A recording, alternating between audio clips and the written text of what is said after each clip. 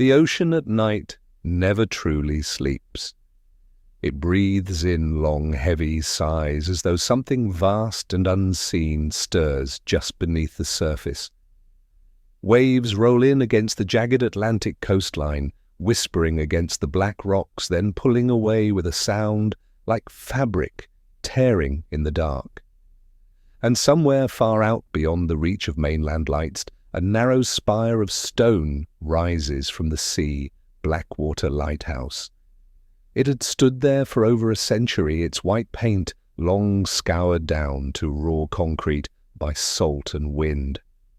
On clear days, it was just another mark on the horizon for fishermen, a faint silhouette. But when the fog rolled in, locals swore it looked taller than it should, like it was leaning closer, listening. Blackwater Lighthouse had a history people preferred not to discuss in daylight. There were files in county records, yellowed and brittle noting incidents in official language, person unaccounted for possible marine accident case unresolved.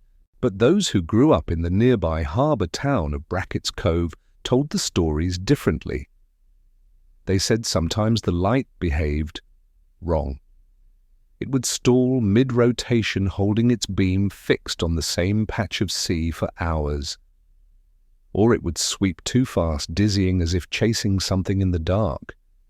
There were nights when the light would vanish altogether, leaving the coastline black. And on those nights, people disappeared. The earliest was in 1924. 3 deckhands returning from an offshore haul never made it back. Their boat was found adrift near the shoals, the engine still running. In 1957, a newlywed couple took their small motorboat out toward the lighthouse to watch the sunset. The boat was later discovered under the south cliff, bobbing gently against the rocks. No sign of them, no distress call. And in 1993, a communications technician named Ellis Doyle vanished while servicing the lighthouse's radio equipment. When the Coast Guard arrived, they found his handheld transmitter lying on the metal grating, still hissing with static, and a sound in the background like 3 slow knocks repeating every few seconds. Locals had explanations depending on how much they'd had to drink. Smugglers' freak currents, even the ghost of the original keeper who died in the fire that gutted the tower's base in 1908. That section had been sealed ever since. No one knew what was behind the rusted steel plate bolted over the old hatch, and no one wanted to be the one to open it. Simon Reed had never believed any of it. He was 34, a field engineer for coastline communications, and his faith was in numbers and circuits, not campfire tales. He fixed things that broke, simple as that. Which is why, when his phone rang at 10:47 on a windswept Thursday night, he assumed it was another routine job. Reed, he answered already, pulling up the maintenance log on his tablet. The voice on the other end was female, calm but clipped. Blackwater Station is down. Secondary radar is offline. Main beacon telemetry is erratic. We need you on site tomorrow morning. The supply tender will take you out. Simon jotted it down, distracted by the wind rattling the window of his apartment. Any other techs available? Pause, then no, just you. She hung up before he could ask why. Simon didn't know that barely 2 hours earlier, a fisherman returning to Brackett's Cove had called the harbour master claiming he'd seen the lighthouse beam reverse. Not just slow, not just flicker, but sweep the wrong way against the mechanism's design, mechanical impossibility. That night, as Simon packed his tools into a weatherproof case, the wind shifted east, carrying the raw, metallic smell of an approaching storm. His neighbour, an older man named Clay, who had worked as a deckhand in his youth, watched him from the porch. "You heading out to Blackwater?" Clay asked. Not quite a question. "Maintenance job?" Simon replied. Clay nodded slowly, eyes narrowing. "If the sea starts sounding different out there, you come back. Doesn't matter if you finish the job." Simon forced a polite laugh. "I'll keep that in mind." But hours later, lying in bed, he could still hear the old man's voice in his head. Not the words, but the way he'd said them, like a warning carved into stone. Morning broke under a sky the colour of wet slate. The harbour smelled of diesel and brine, the air sharp enough to bite the lungs. Simon stepped onto the weathered planks of Brackett's Cove Pier, his boots thudding against the wood, the cold immediately seeping into his hands. The supply tender that would take him out to Blackwater was moored at the far end, a low, slung vessel, painted Coast Guard orange, though the paint was chipped and dulled by years of spray. Its name, Halcyon, was stencilled in black across the bow, a strange choice for a ship that rarely saw calm seas. A tall, wiry man in a navy watch cap was coiling a line near the gangway. He looked up as Simon approached. "You read. That's me." The man gave a short nod. "Captain Heller. We leave in 15. Weather's turning." Simon glanced at the horizon. To the east, a wall of fog was creeping in, swallowing the waterline. "Forecast says light swells."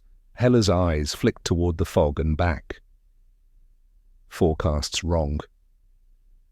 The crew was just two others, a young deckhand named Mason, barely out of his 20s, and an older man with a heavy jaw and the kind of hands that told stories of years at sea.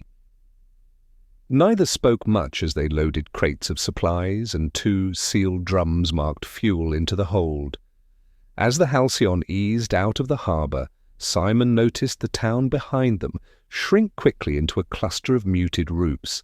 The fog seemed to meet them halfway, closing in like something with intent. "You've been out there before?" Mason asked, suddenly leaning against the rail beside Simon. "No, first time," Simon replied. Mason gave a humourless chuckle. "Then you don't know about the sound." Simon frowned. "The sound? You'll hear it. Everyone does." Mason's gaze shifted to the thickening fog ahead. "Sometimes it's just wind. Sometimes—" He trailed off as though realizing he'd already said too much. Captain Heller barked something from the wheelhouse and Mason moved off. For the next hour the Halcyon cut through the fog, the lighthouse still invisible. The water was unnaturally calm, the kind of calm Simon knew could turn treacherous. A low, constant hum seemed to hang in the air, not from the engine, not from any mechanical source he could place. It was faint, more felt than heard, like a vibration in his chest. When the fog finally thinned, Blackwater Lighthouse appeared without warning. One moment there was only grey. The next, the tower loomed ahead, pale streaked with rust, its top shrouded in cloud. Even from this distance, Simon could see the light wasn't rotating smoothly. It jerked, stuttered, then paused entirely before lurching into motion again. "Mechanisms shot," Simon muttered under his breath. Captain Heller didn't answer. As they drew closer, Simon saw the island itself, little more than a jagged rock outcrop surrounded by black water churning against the cliffs. A small landing dock jutted from the southern edge, its planks dark with spray. Above it, the lighthouse rose from a base of weathered stone, its narrow windows like blind eyes.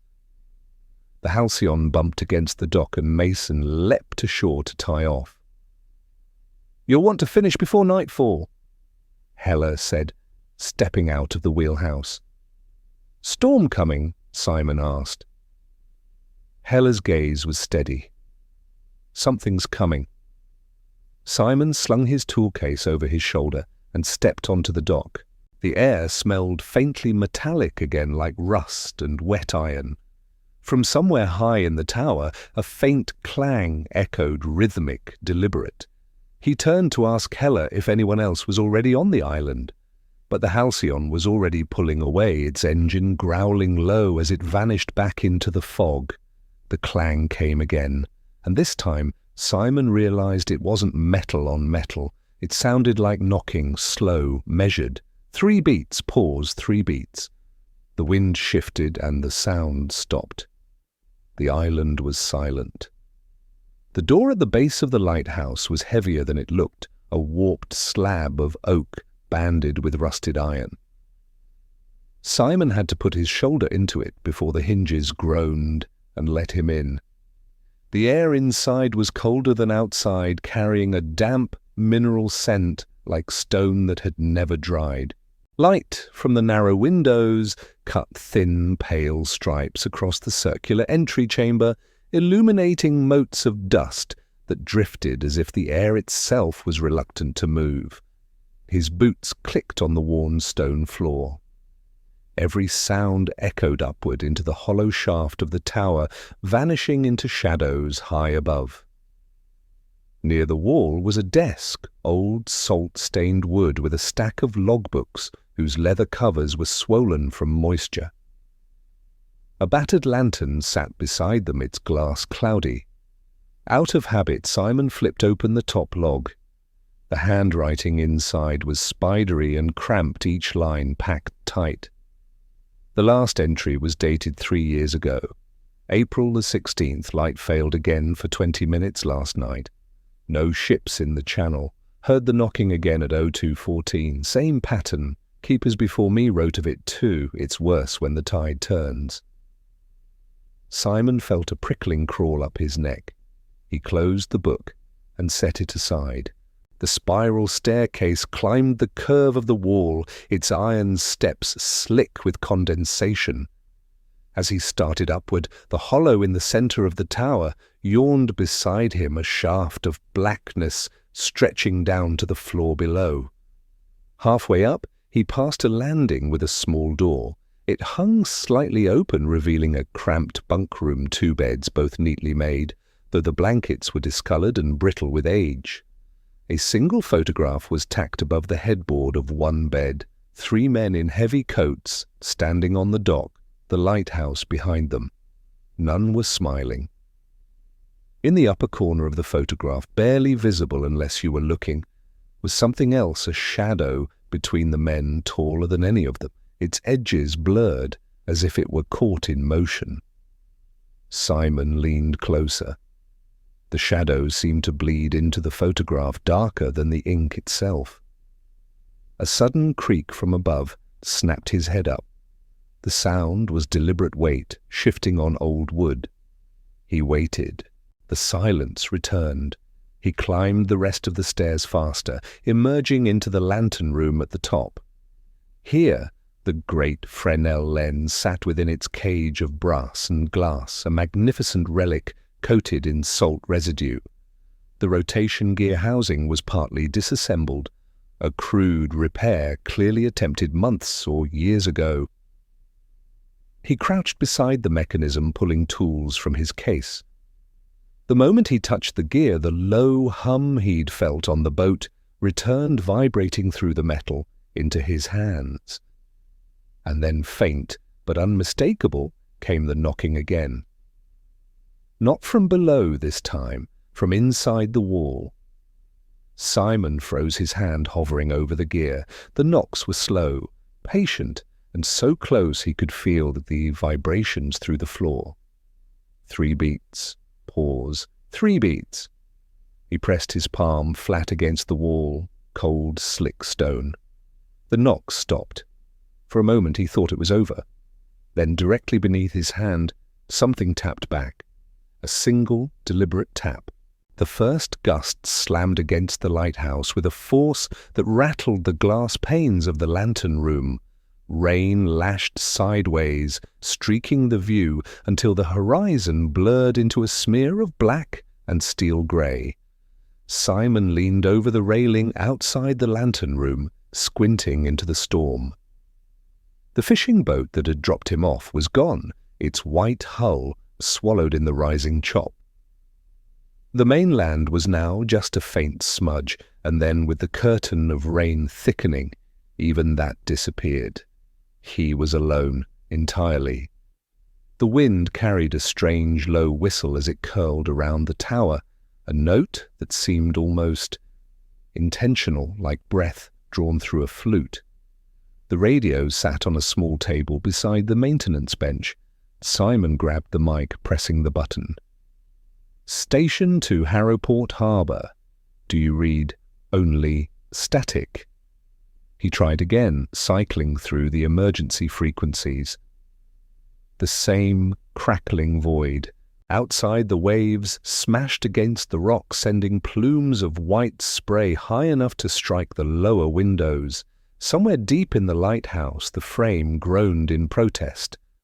And then the knocking returned. It was slower now, heavy, almost like the rhythm of a heartbeat deep in the walls.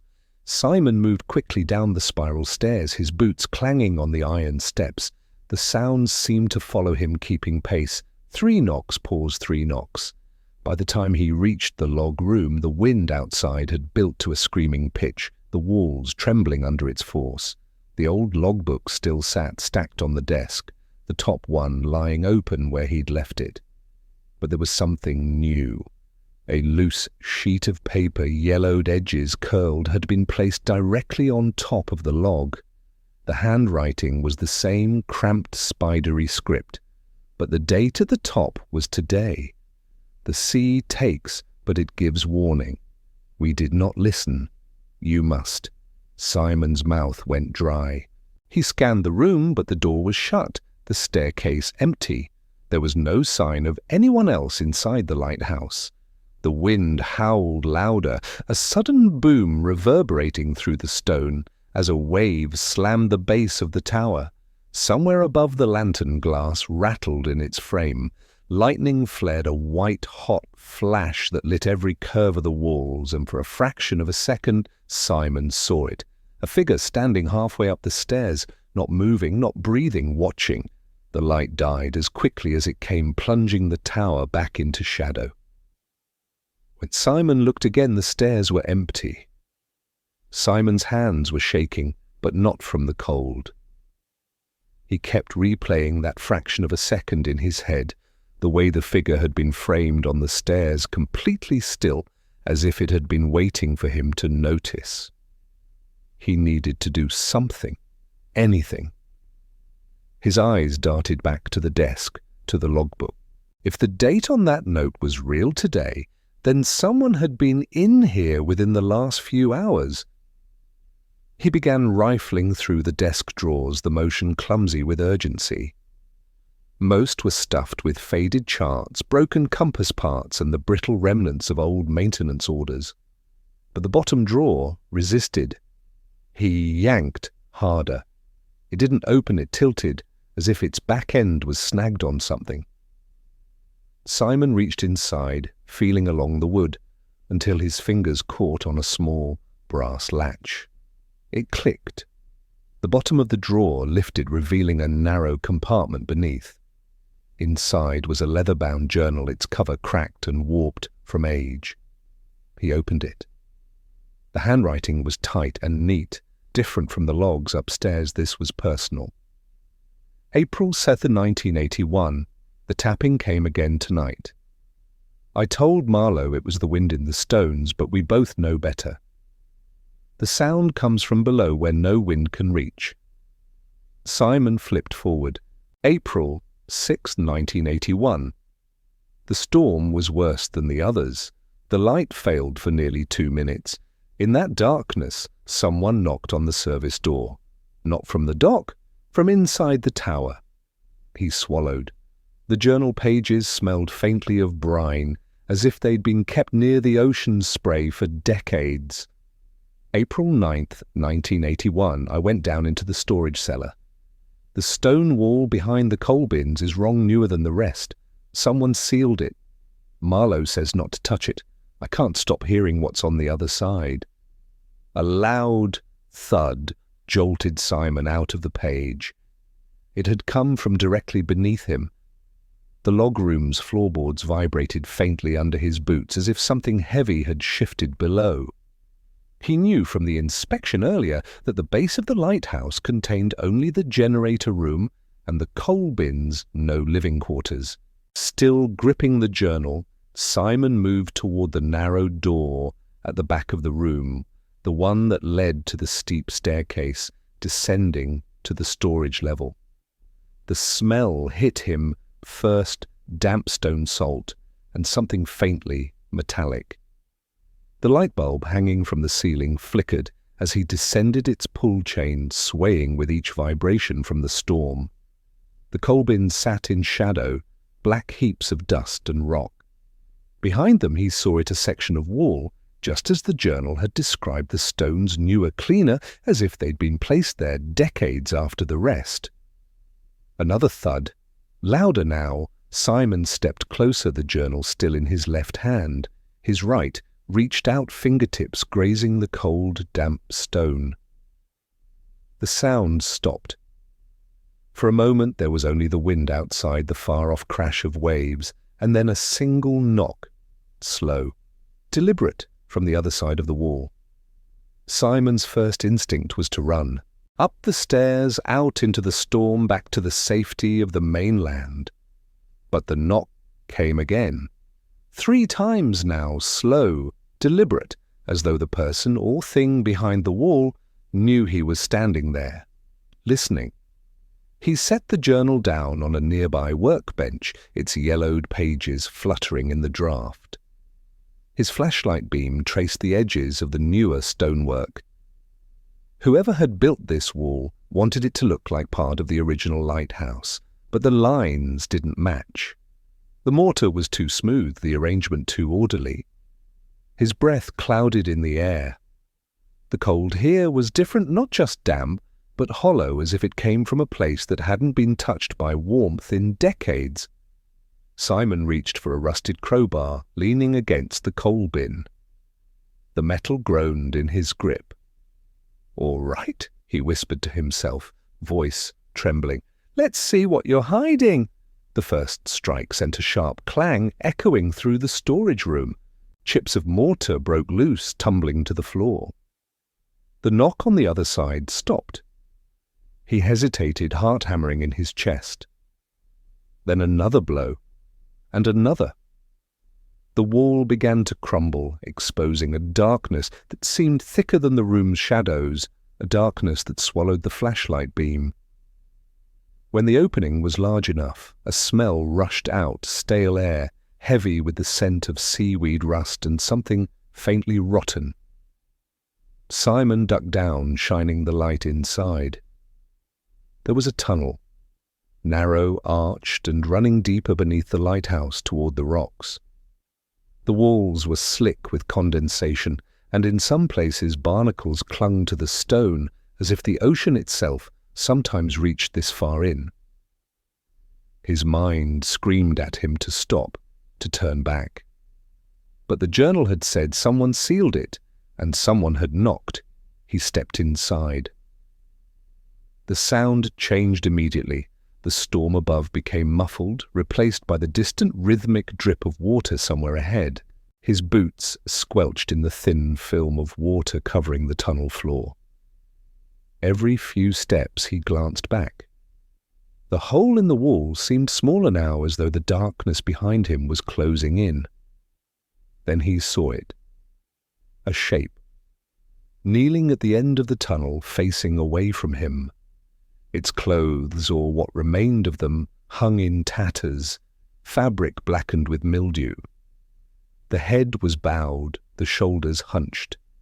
"Hello," Simon's voice cracked. The figure didn't move. He took another step, the beam of his flashlight trembling. That's when it stood up, slowly, deliberately. Its spine arched unnaturally as it straightened until it was too tall, far too tall to be human. And then, with a sickening slowness, it began to turn its head. The beam of Simon's flashlight quivered across the figure's face, if it could be called a face at all.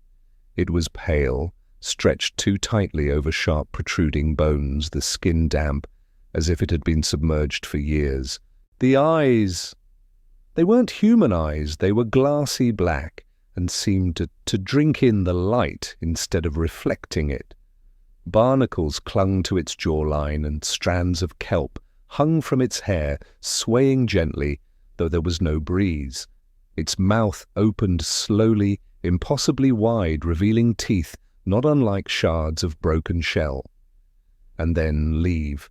The word was not spoken so much as it vibrated through the stone, resonating in Simon's chest. The tunnel walls seemed to shudder, a fine dust raining down from the ceiling. Simon staggered back, but the figure took a step forward. The sound of water followed it as if the sea itself moved with it. Every step it took, the water level at Simon's feet rose cold and biting. I just want to know what happened here," Simon managed to say, his voice barely audible over the distant roar that might have been waves or might have been something else entirely. The thing tilted its head as if amused. Then it spoke again, the voice this time layered as though multiple people were speaking at once, overlapping each other in a chorus of the drowned. They came, and they did not leave. This place keeps what it is owed. Behind the creature, Simon saw movement, faint shapes shifting in the dark water further down the tunnel, hands pale and reaching just beneath the surface, faces drifting in and out of sight, their mouths moving soundlessly, hair floating as if they were suspended in the ocean's depths. He realized then these were the missing, the lighthouse keepers, the fishermen, the travelers who vanished over the decades, all of them still here just beneath the water. The figure stepped closer. The water was now up to Simon's shins. The cold was unbearable. His flashlight flickered. "What are you?" Simon whispered. The answer was a whisper that seemed to come from inside his own head. "I am the tide you cannot escape." The light died completely. Darkness swallowed him. Something cold and slick wrapped around his wrist, another around his ankle, dozens of hands pulling, dragging him toward the unseen depths.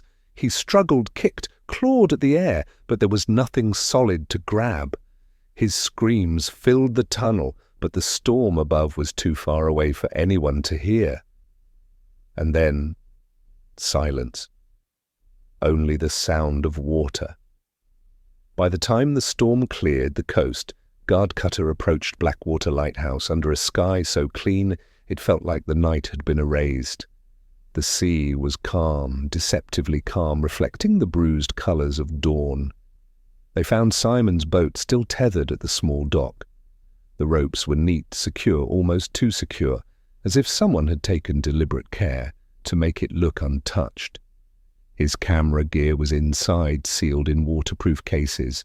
His phone too, but no sign of him, not even footprints on the wet planks. The lighthouse door was shut, locked from the outside. The officers noted it down, their tone clipped and professional, but something in their eyes betrayed unease. Blackwater had a reputation. It wasn't in the official reports, of course, but every coastal patrolman knew the stories. One officer, Lieutenant Graves, decided to search inside. The stairs groaned beneath his boots, the air stale and cool, carrying that faint, briny odour that shouldn't exist in a structure so far above the tide line. He climbed to the lantern room at the top.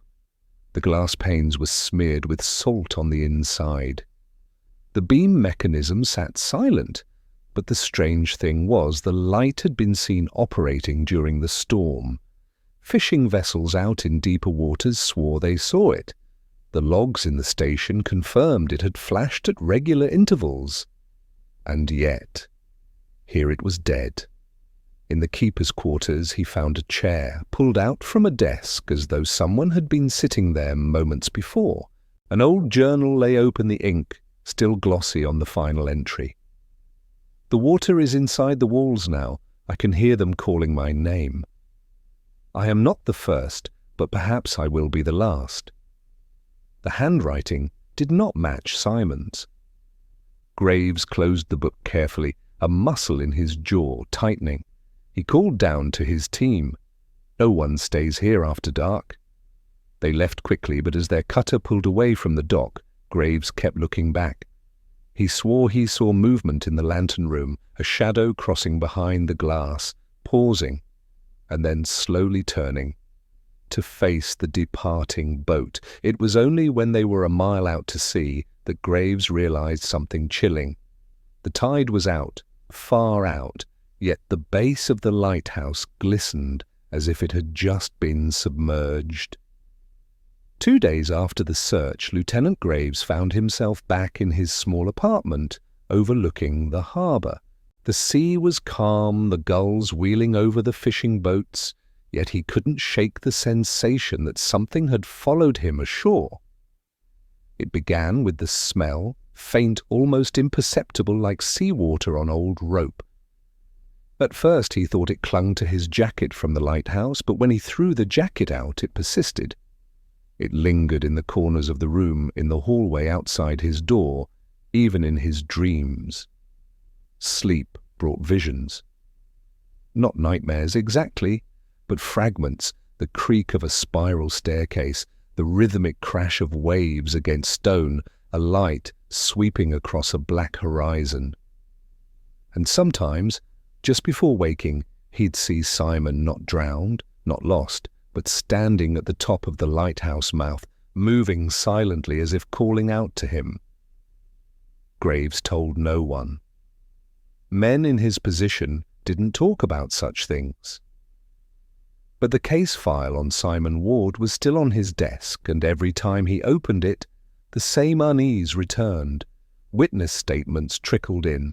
A fisherman from Carter's Bay swore he saw someone matching Simon's description walking the shoreline at dawn, barefoot, clothes dripping as if he had just come from the water. Another claimed they saw a faint beam sweeping out to sea from Blackwater Lighthouse, even though the structure had been locked and the power disconnected. The most disturbing account came from a local boy who spent his evenings with a telescope. He told the sheriff that on the night after the storm he trained his scope on the lighthouse and saw not one figure in the lantern room, but 3. All standing perfectly still facing outward until the light from a passing ship illuminated the glass. Then they were gone. By the 3rd week, Graves couldn't ignore the pull any longer. The dreams had shifted. They were no longer just visions of the lighthouse. Now he dreamed of the sea itself rising unnaturally high, black water slapping against his window. In the dream, when he looked out, the beam of the lighthouse swept across his face like a spotlight, and then he'd wake to find his bed damp with salt water. It was 2:13 a.m. when Graves gave in. No planning, no note, no radio call, just the deep, gnawing certainty that if he didn't return to the lighthouse tonight, whatever tether bound him to it would snap. The harbour was dead quiet except for the low slap of water against the pilings. He untied a small skiff, its motor coughing once before catching. The air was colder than it should have been for late September, sharp enough to sting his eyes. As the boat slipped out into the bay, Graves noticed something unsettling. The beam of the lighthouse was turning again. He froze. The power had been shut off weeks ago. The slow, steady sweep of light rolled across the Black Sea, catching his boat for a moment, before moving on as though the structure itself had acknowledged his approach. The closer he came, the more he felt it, a vibration low and constant like the deep hum of an engine somewhere far below. It seemed to come from the water itself. When the skiff bumped against the weather-beaten dock, Graves didn't hesitate. He climbed out, boots echoing on the planks. The entire island smelled of salt and rust, but beneath it was something else, a damp, organic rot that stirred a memory he couldn't place. The front door to the lighthouse was not locked. It stood half open, creaking in the wind. Inside, the spiral staircase coiled upward into darkness. Halfway up, Graves heard footsteps above him. Slow, deliberate, not hurried, not hiding. He stopped, heart-pounding, listening, as each step matched his own pace, one for one, like an echo that wasn't an echo. At the top, the lantern room was dim, the great lens still and dark.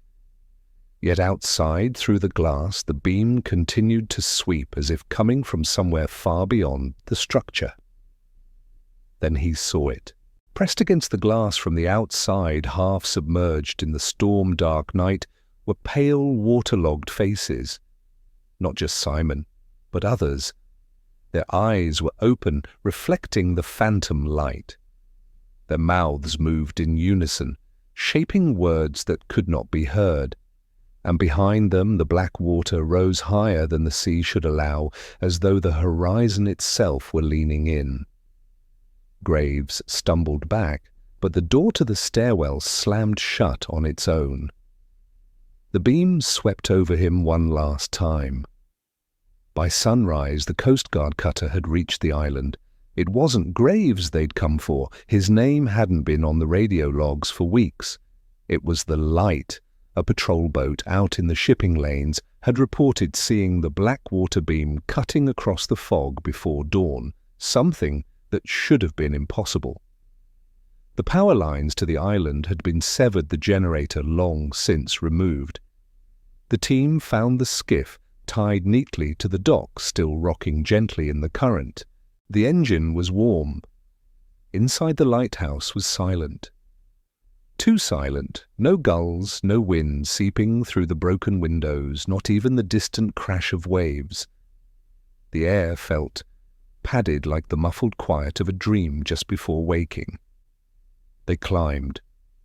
The stairwell was dry at first, then damp halfway up. At the landing just below the lantern room, the first sign appeared: boot prints, small arcs of seawater darkening the wooden floor. The pattern led upward toward the door. The officer in front, a man named Riggs, reached for the handle. It was ice-cold, wet to the touch. He pushed it open. The lantern room was empty. No Graves, no faces at the glass.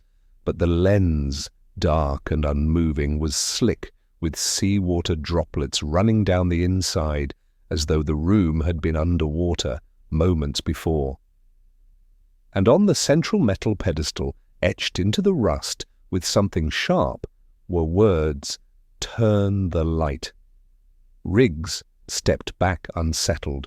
That was when the wind began to rise, sudden, violent. The whole tower shuddered. From far below they heard it, a low hum, mechanical but impossibly deep. When they reached the dock, the skiff was gone, not cut loose, not drifting, just gone. The water was glassy and still. No one on the team spoke during the ride back, but each of them, though they'd never admit it aloud, kept looking over their shoulder at the lighthouse. And each time the cutter dipped with the swell, the beam would catch them again. 3 days later, the Coast Guard authorized a limited dive survey around Blackwater Island. Officially, it was for structural assessment, a routine check for erosion. Unofficially, everyone on the team knew it was about what the patrol had seen and the skiff that had vanished. The water that morning was slate grey, heavy with silt.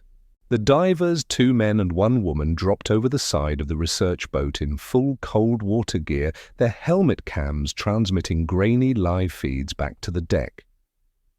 At first, everything was normal eelgrass, swaying in the slow current schools of small fish, darting away from the bubbles. Then the footing changed from rough rock to something smooth.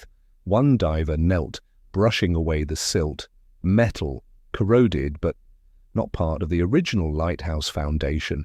The pattern was unmistakable, a ring maybe 10 meters across, bolted into the stone. "Looks like a hatch," one of them said over comms, "but it's sealed. No way this is Coast Guard issue." As they circled it, the cameras picked up something else, thin vertical shapes rising from the seafloor just beyond the ring. They weren't natural. Each one was about 2 meters tall, perfectly smooth, and they vibrated slightly as if humming at a frequency just outside human hearing. The female diver reached out to touch one.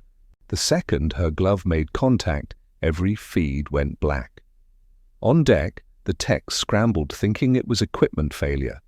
Then the comms crackled, not with the divers' voices, but with something low, almost like a chorus, whispering in a language none of them recognized.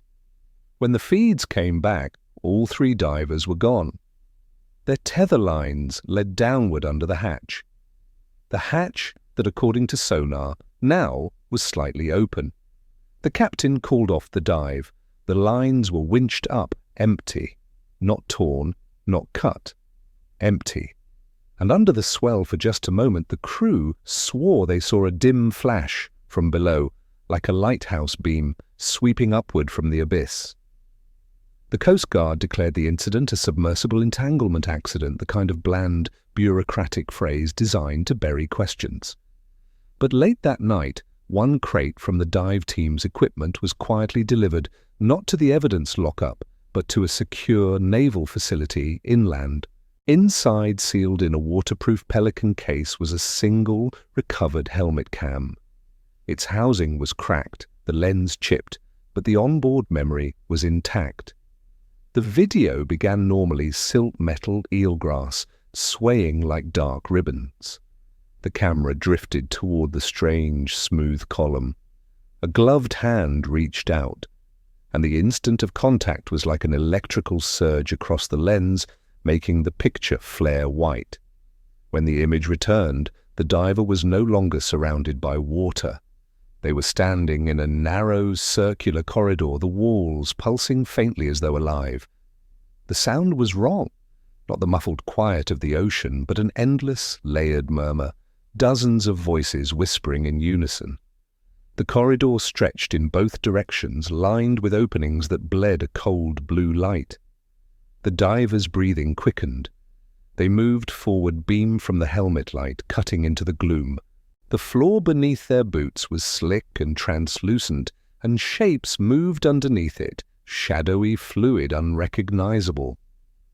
At one point, the diver passed a series of alcoves. Each contained what looked like a figure standing perfectly still, encased in something clear. The bodies, if they were bodies, were all wrong, too long in the arms, too narrow in the heads' faces, entirely smooth except for a faint ridge where a mouth might be. The voices grew louder, not yelling, but insistent, rhythmic, like a call and response ritual.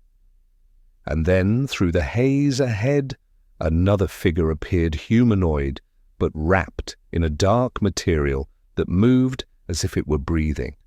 The diver froze. The figure tilted its head, almost curious. Then it began to approach. The video cut out for 3 full seconds, pure black. When the image returned, the diver's helmet was lying sideways on the slick floor. The beam pointed upward, catching a glimpse of the figure's face, and something that was not a mouth began to open. The feed ended there. No one in the Coast Guard will officially admit the footage exists.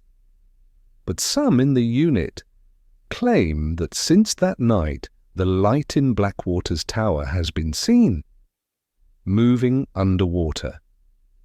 2 weeks after the official closure of the investigation, the storms returned. Not the typical fall tempests that locals endured every year, these were different. The air felt heavier, as if laden with invisible static.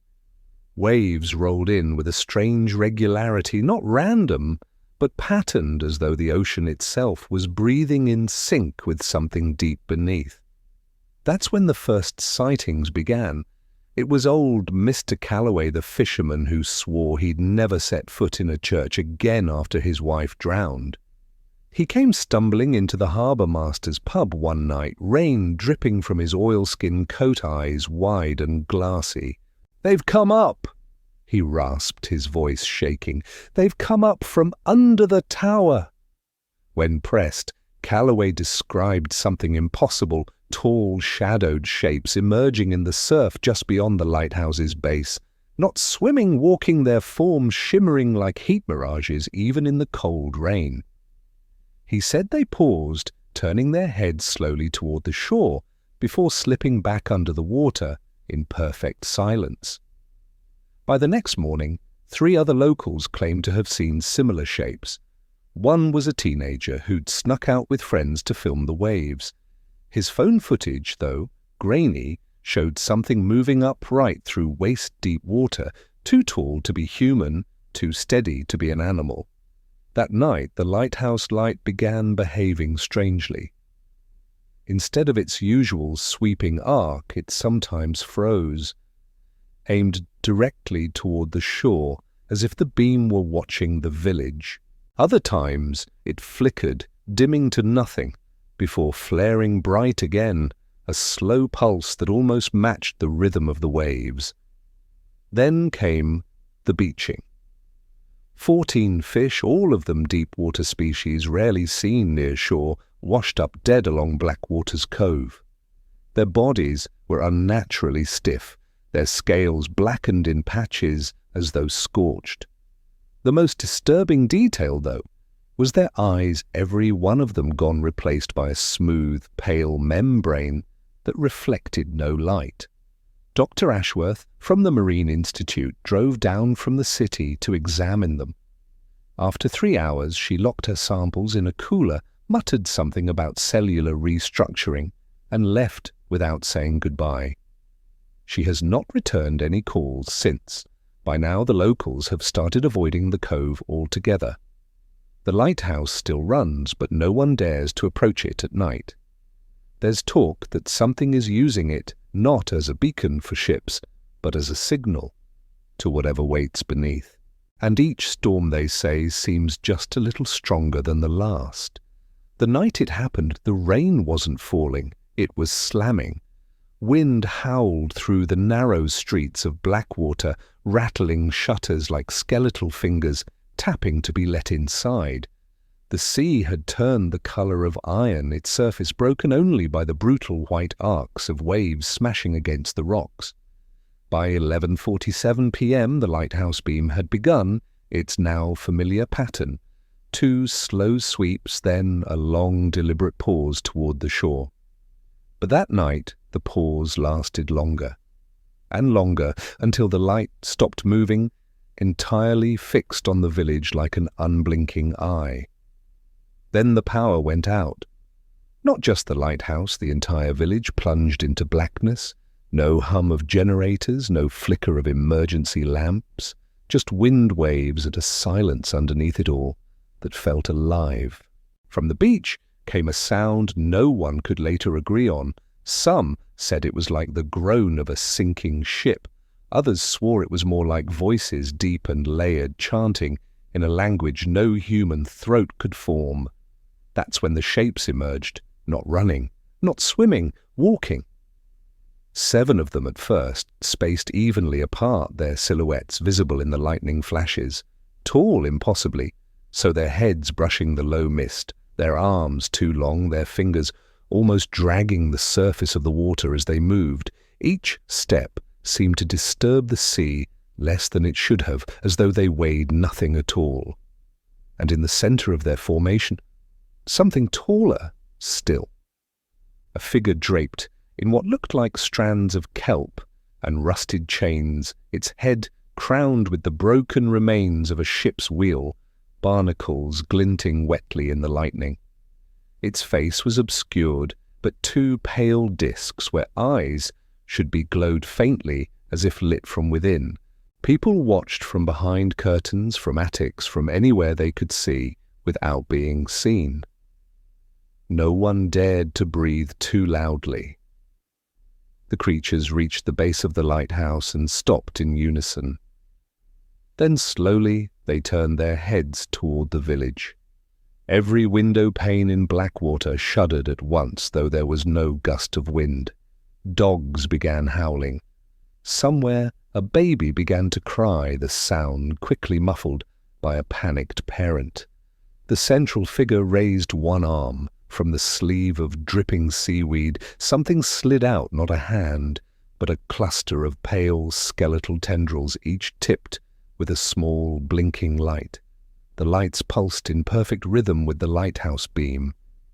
And then the beam returned. Only it wasn't white anymore. It was black. A darkness so dense it didn't just hide things, it erased them. The air shimmered where it passed, and when it touched the far hill where the old Miller barn stood, the barn was simply gone, not destroyed, gone. The shapes began moving again. Not toward the shore this time, toward the village. They came in absolute silence. No splashing, no footsteps, only the growing absence of sound, as though their approach was pulling noise out of the world. Even the wind seemed to retreat. doors locked themselves, not because people turned the keys, but because the lock seized up on their own, as though the metal feared what was coming. The first to vanish was old Mr. Gallagher. He had been watching from his second-floor window, a single candle flickering behind him. In the black flash of the lighthouse's beam, his silhouette wavered, and in the next instant the window was empty. The candle kept burning, but the room was hollow. Mrs. Keene saw it happen from across the street. She screamed, "That was a mistake." The figures turned to her in unison. The central one raised its tendrils again, and this time the blinking lights formed a circle. Inside that circle the air ripped, not like tearing paper, more like the sudden splitting of the horizon itself. From the tear came a low, rolling moan, the kind of sound that makes you feel as if your blood has cooled a few degrees. It was the ocean, but not any ocean. Blackwater had known this was deeper, older, endless. Mrs. Keene didn't run. She didn't even move. She just tilted forward and stepped through the tear, her body dissolving into thin threads of black mist before she was halfway in. The tear closed, the blinking lights dimmed, the shapes moved on. House by house they erased the village. People tried to fight back. Some fired rifles, others hurled bottles of lantern oil, some just screamed prayers into the dark. None of it mattered. Bullets vanished before they touched the creatures. Firelight folded into nothing, swallowed before it could spread. The black beam swept the main street. Each time it passed over something, that thing ceased to be a cart, a mailbox, a decades-old oak tree, all erased without a sound. By 3:15 a.m., half the village was gone, not burned, not destroyed, simply never there. The last sound anyone heard that night was the bell from the lighthouse. It didn't ring like metal on metal. It rang like something hollow, something calling across a distance too vast for human minds to measure. And in the morning, when the sun rose, over the cliffs Blackwater was gone. The lighthouse still stood. The beam still swept. But there was no village, no road, no footprints, only grass and the steady, patient turning of that ancient black light, waiting for the next place to look.